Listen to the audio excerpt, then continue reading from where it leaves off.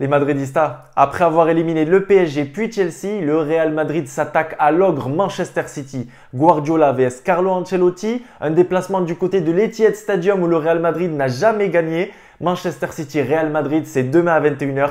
Vamos, c'est parti pour une nouvelle vidéo. Tu nous en veux car on en fera toujours plus que toi. Hola les Madridistas, j'espère que vous allez bien, j'espère que vous êtes motivés, c'est Nono et on se retrouve dans une nouvelle vidéo avant match de ce Manchester City Real Madrid. Alors oui, je sais ce que vous vous dites, on n'y croyait pas. Le Real Madrid en demi-finale de Ligue des Champions cette saison, on n'y croyait pas les Madridistas. Tout d'abord, merci pour les 30K, merci pour les 31K.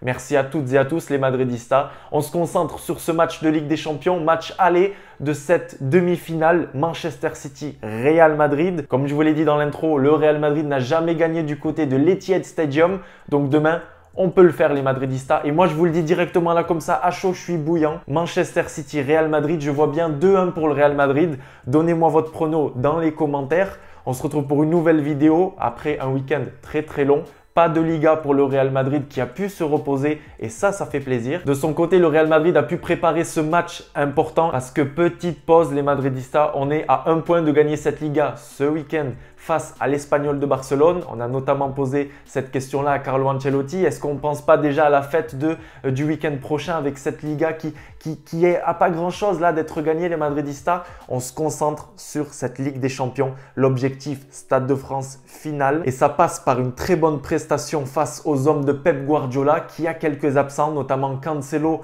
Walker et puis Stones.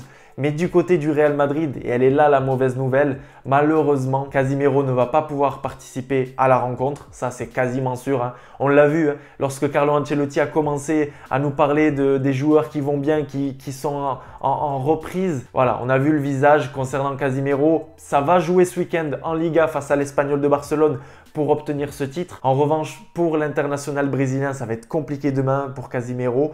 Mais pour Alaba, on va voir et je crois les Madridistas que Carlo Ancelotti et David Alaba vont risquer, vont forcer pour ce match décisif. On sait que c'est très important demain de l'emporter ou au moins d'aller chercher ce nul-là parce qu'au Bernabeu, ça va être aussi très compliqué. On l'a vu face à Chelsea.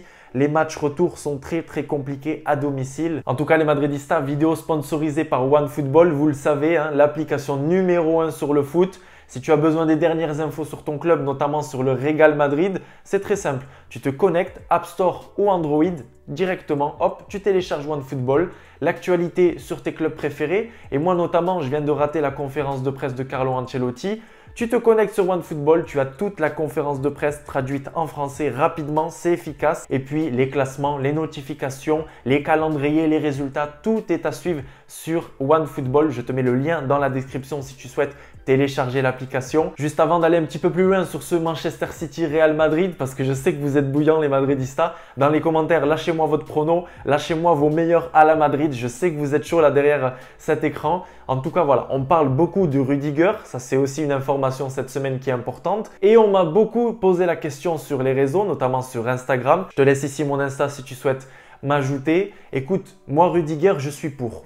Il y a quelques mois, j'étais plutôt contre, mais maintenant, quand je vois que Alaba, et c'est normal, il a quelques pépins physiques. Quand je vois que Militao est souvent suspendu, notamment le week-end prochain face à l'Espagnol de Barcelone, on va devoir faire sans Militao, sans Nacho et Alaba qui va sûrement forcer demain. Voilà, compliqué de gérer cette défense centrale qui a été très bonne cette saison. Je le répète, j'ai confiance en Alaba et puis Militao. Franchement, totale confiance. Mais il y a aussi une autre chose qui vient s'ajouter et c'est pour ça que j'ai peut-être changé de discours les Madridistas.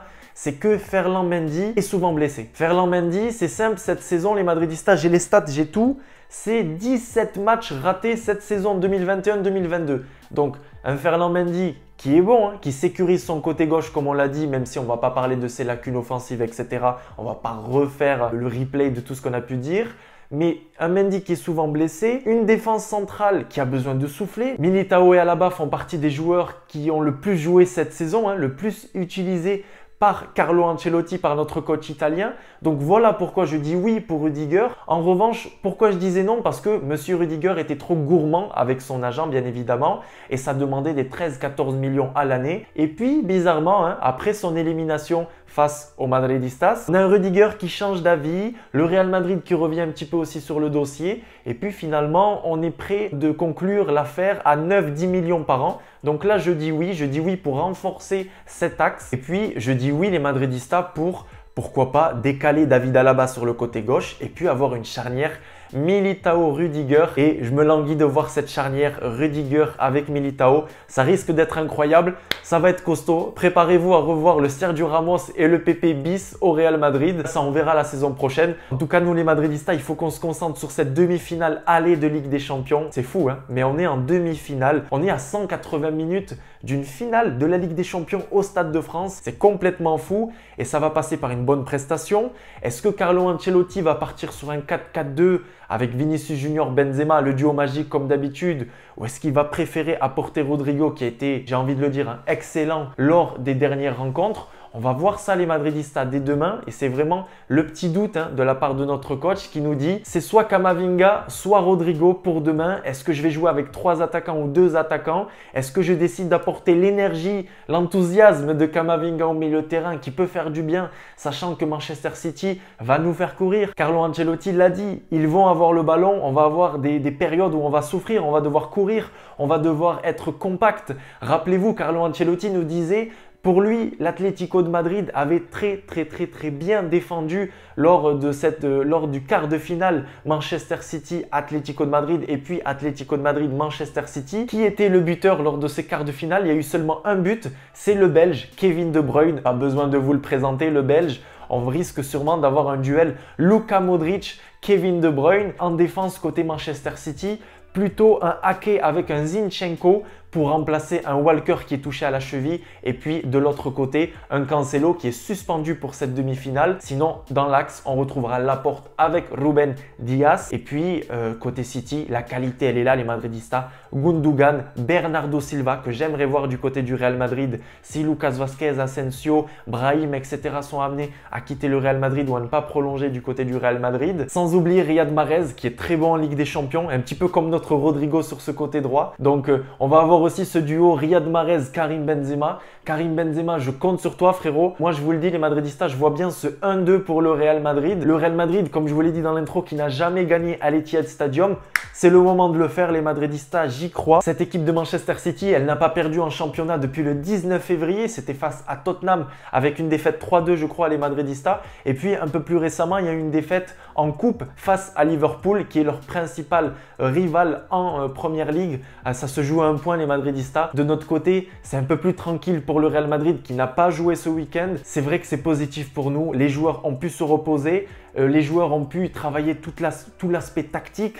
Carlo Ancelotti a pu donner ses instructions. Karim Benzema a pu avoir du repos. On l'a vu face à Osasuna. Bon, il y a ces 2 pénaltys ratés, mais il était très fatigué. Vinicius Junior qui est rentré aussi en cours de match, vraiment en fin de match, lui aussi il a pu se reposer. On a aussi Luka Modric qui s'est reposé face à Osasuna, qui n'était même pas dans le groupe, donc ça aussi c'est positif les Madridistas. Un Carvajal qui revient à un bon niveau, j'ai pas honte de le dire. Donc voilà, franchement tout est réuni pour réussir ce match, pour aller chercher un résultat positif les Madridistas. Il faut pas oublier qu'en face on a un génie de la tactique, ça il faut l'avouer. Mais Fabregas nous le disait il y a pas très longtemps les Madridistas, allez voir sur mon TikTok, allez voir sur Instagram, sur mon réel. Il y a Pep Guardiola qui disait beaucoup aux joueurs du FC Barcelone à l'époque, attention au Real Madrid, attention à l'ADN Real Madrid parce que le Real Madrid en Ligue des Champions, c'est une autre équipe, c'est une autre dimension. Et il n'a pas arrêté en conférence de presse, il n'a pas arrêté de dire que le Real Madrid, voilà, c'était une grande équipe qui faisait peur, que City doit se méfier de ce Real Madrid qui est le roi de la Ligue des Champions. Les Madridistas, je pense que Carlo Ancelotti va miser sur 4 milieux, peut-être à l'aller, mais au retour, on verra sûrement Rodrigo. Dans les commentaires, les Madridistas, donnez-moi votre 11 pour affronter cette équipe de Manchester City.